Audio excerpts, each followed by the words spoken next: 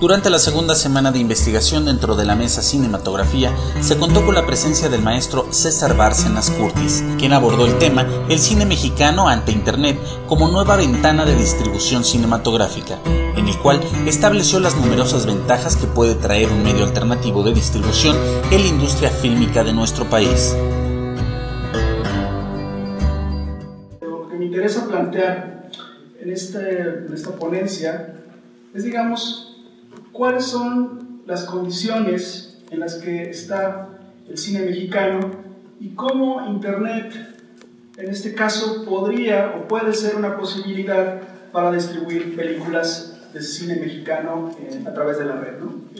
En primer lugar, vamos a tratar de hacer una contextualización sobre la problemática del cine mexicano. Y digamos que, básicamente, una de las constantes dificultades de los productores es distribuir sus películas, ¿no? O sea, digamos que no encuentran las herramientas, las ventanas para distribuir sus películas. Entonces, ese sería como en un primer momento, esa sería una de las problemáticas esenciales en las que nos encontramos ahorita los interesados en ver cine mexicano, producir cine mexicano, etc. También sería importante pensar que es importante encontrar mecanismos y desarrollar estrategias y acciones que permitan que las películas mexicanas no solamente consigan exhibirse o distribuirse en línea, sino conseguir que se distribuyan en las salas de cine de manera constante, ¿no? Entonces, en ese sentido tendremos que buscar, no solo buscar una estrategia de distribución en línea, sino buscar políticas que aporten y que permitan y que apoyen al cine mexicano para que tenga una exhibición constante en las salas cinematográficas, ¿no?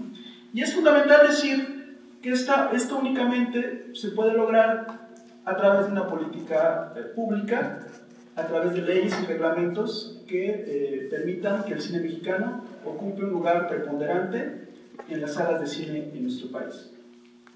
Bien, por otra parte, habría que también señalar cuáles son las condiciones del mercado de distribución cinematográfico.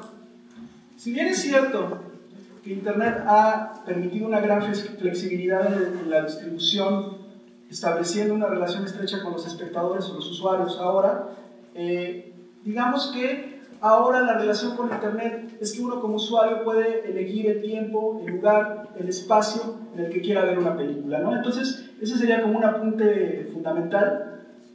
Digamos que las barreras espaciotemporales se han roto y digamos que ahora podemos ver una película en el metro, en el salón de clases, como suele suceder.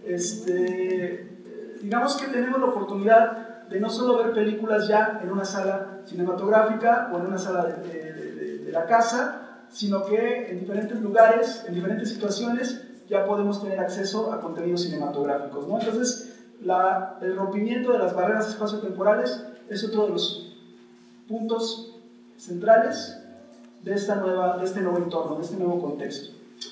Ya las industrias culturales, como tal, se han transformado a raíz del ingreso de la variable digital, en este caso particular, en el caso de Internet. Entonces, ahora la dinámica de las industrias culturales, en particular de la industria cinematográfica, se ha cambiado, ¿no? O sea, digamos que la búsqueda ahora es maximizar los ingresos a partir de los productos cinematográficos en las diversas plataformas, en las diversas ventanas, en específico ahora con el caso de Internet, ¿no? Entonces, por un lado se ha diversificado la oferta, pero por otro lado, en las diferentes plataformas, pero esa oferta se ha diversificado en las diferentes plataformas, pero es la misma oferta, ¿no? O sea que en términos generales no hay una diversidad cultural como tal, solo una diversidad de plataformas, por así decirlo, ¿no? Entonces, ahora las empresas están diversificando, desarrollando nuevas estrategias de mercado para generar mayores ingresos con esta introducción de la variable digital. Entonces, en un primer momento, podríamos definir que uno de los principios del sistema de distribución cinematográfica es obtener beneficios económicos para invertir en innovaciones que incrementen la productividad y los ingresos para mantenerse vigente en el mercado. Por otra parte, los riesgos para producir películas se han incrementado. Digamos que ya son inversiones muy grandes. Producir cine en términos generales es una inversión muy grande, muy riesgosa. Entonces, digamos, para evitar tantos riesgos, en general las empresas cinematográficas, las productoras cinematográficas, en especial las de Hollywood, buscan obtener créditos y alianzas con otras empresas que les permitan disminuir los riesgos y obviamente los costos, ¿no? Y obviamente para que los ingresos sean mucho mayores. Por otra parte, también es un factor fundamental ahora en el sistema de distribución, un factor elemental que hay que tomar ya en cuenta es el sector de telecomunicaciones. ¿Por qué existe ahora tanto controversia entre Televisa y Telmex?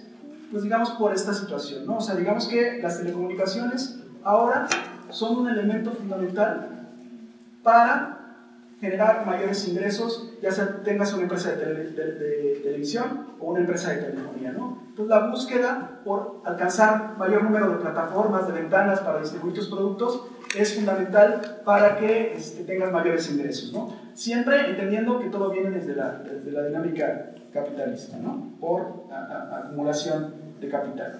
¿Cuál ha sido el papel del consumidor, del usuario, ante la aparición de películas en Internet? Pues digamos que se ha incrementado la cuestión de la piratería.